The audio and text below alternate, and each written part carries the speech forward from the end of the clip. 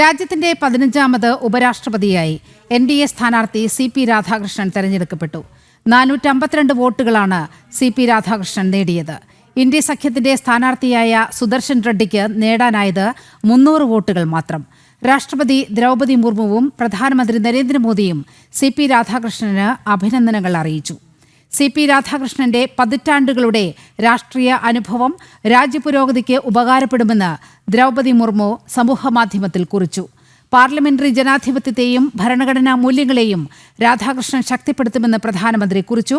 വിവരങ്ങളുമായി ജിഷ്ണു കൃഷ്ണൻ ചേരുകയാണ്. ജിഷ്ണു, ഈ നിമിഷം ചർച്ച ചെയ്യുന്ന ഏറ്റവും വലിയ ഒരു കാര്യം എന്ന് പറയുന്നത് പ്രതിപക്ഷ നിരയിൽ നിന്നും വോട്ട് ചോർച്ച ഉണ്ടായിരിക്കുകയാണ്. 15 വോട്ടുകൾ ഉപരാഷ്ട്രപതി ആയി തെരഞ്ഞെടുക്കപ്പെട്ട NDA സ്ഥാനാർത്ഥിക്ക് ലഭിച്ചു എന്നുള്ള വിവരങ്ങൾ പുറത്തുവരുന്നു. അപ്പോൾ പ്രതിപക്ഷ നിരയിൽ എന്താണ് സംഭവിച്ചത്?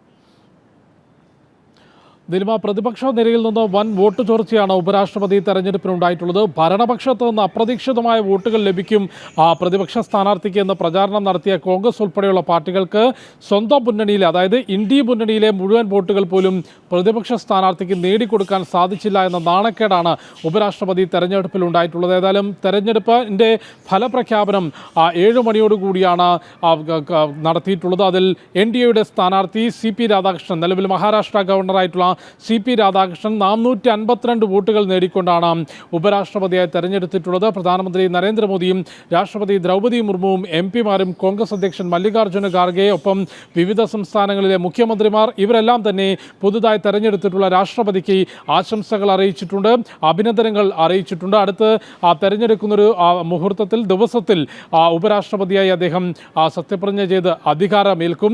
452 വോട്ടുകൾ നേടി എന്ന് പറയുമ്പോൾ നിലവിൽ രാജ്യസഭയിലും ലോക്സഭയിലും അംഗങ്ങൾ പരിശോധിക്കുമ്പോൾ NDA സഖ്യത്തിനുള്ളത് 427 അംഗങ്ങളാണ്. അതായത് കണക്കുകൾ പ്രകാരം CP രാധാകൃഷ്ണന് ലഭിക്കേണ്ടത് 427 വോട്ടുകൾ. കൂടാതെ YSR കോൺഗ്രസ് NDA പിന്തുണച്ചു. അതും കൂടാതെ പ്രതിപക്ഷ നിരയിൽ നിന്നും CP രാധാകൃഷ്ണന് വോട്ടുകൾ എത്തി എന്നുള്ളതാണ് 452 എന്ന സംഖ്യയിലേക്ക് അദ്ദേഹത്തിൻ്റെ വോട്ട് ഉയരാൻ കാരണമായിട്ടുള്ളത്. 300 വോട്ടുകൾ മാത്രമാണ് സുദർശൻ റെഡ്ഡി പ്രതിപക്ഷത്തിൻ്റെ സ്ഥാനാർത്ഥിക്ക് നേടാൻ സാധിച്ചിട്ടുള്ളത്. അതായത് പ്രതിപക്ഷ നിരയിൽ നിന്ന് വോട്ട് ചോർച്ചയുണ്ടായി. പ്രതിപക്ഷ നിരയിൽ തന്നെ പരസ്പര വിശ്വാസമില്ലായ്മയും നേതാക്കൾ തമ്മിലുള്ള അഭിപ്രായ വ്യത്യാസവും രൂക്ഷമാകുന്നു എന്നുള്ളതാണ് ഉപരാഷ്ട്രപതി തെരഞ്ഞെടുപ്പ് തെളിയിക്കുന്നത്. നേരത്തെ ഒരു തെരഞ്ഞെടുപ്പ് ഒഴിവാക്കിക്കൊണ്ട് രാഷ്ട്രപതി സ്ഥാനത്തേക്ക്, ഭരണഘടനാ സ്ഥാനത്തേക്ക് സമവായത്തിലൂടെയും ഒരാളെ തെരഞ്ഞെടുക്കണമെന്ന നിർദ്ദേശം കേന്ദ്ര സർക്കാർ മുൻപോട്ട് വെച്ചിരുന്നെങ്കിലും അത് ഉൾക്കൊള്ളാൻ തയ്യാറാകാതെയായിരുന്നു സുദർശൻ റെഡ്ഡിയെ പ്രതിപക്ഷം സ്ഥാനാർത്ഥിയായി വെച്ചത്. പക്ഷേ പ്രതിപക്ഷ മുന്നണിയിലെ പോലും മുഴുവൻ വോട്ടുകളും നേടിയെടുക്കാൻ